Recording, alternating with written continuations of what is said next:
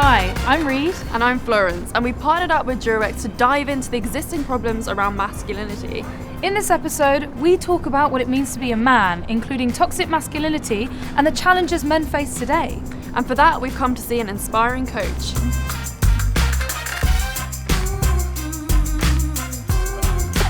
Ben, you work with unpacking some of these really big stereotypes surrounding men and masculinity. Yeah. So I work for an organisation called the Good Lad Initiative, plug, who do gender equality work with men and boys in schools and universities and corporates.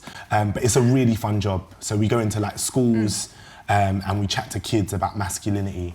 And then we go into universities and talk to young guys about masculinity and what it's like to be a guy in that environment. And then we do the same stuff in corporates with amazing. like older dudes. Yeah, it's fun. You hear a lot about consent revolving around women, but even though that's a really important conversation to have, we don't really talk about men and consent. We never talk about consent for guys. Do you know what? It wasn't till I was like deep into my 20s that I realised that consent was something that I could give. And I think the conversation, like almost all of the kids we speak to have no idea that they're allowed to give consent.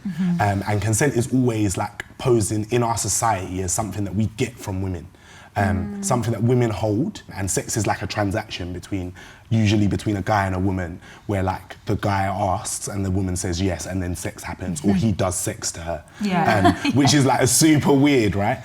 What we probably need to get to is a space where like guys are able to give consent. Because I know even for me as an adult, like I feel like it's super weird to say no to sex. Like if someone wants to have sex, I feel pressure to like always want to do it. Imagine it as a teen. Because there is the stereotype that guys want to have sex all the time. Right. And if you're feeling like you don't want to have sex, then it must just be like, but I'm supposed to. Your excuses are limited, but I think there's something about like just learning to communicate what you actually want. And I read something really interesting the other day actually that was saying that men really struggle to identify what makes a good sexual experience. Whereas women have like a long list of like, oh, it was painful, or it was uncomfortable, or I didn't feel safe, or whatever it might be. All of those things equal bad sex. For guys, like it's like, who knows? Like if you come, then it's probably good. And I think that's also super weird because sex is so much deeper than that, right? Like it's like connection and like shared experience. And also the way we as guys talk about sex is often like just a one-way thing rather than something that you actually did with another person. The conversation isn't really being had about sex and consent with guys and their friends. No, not at all.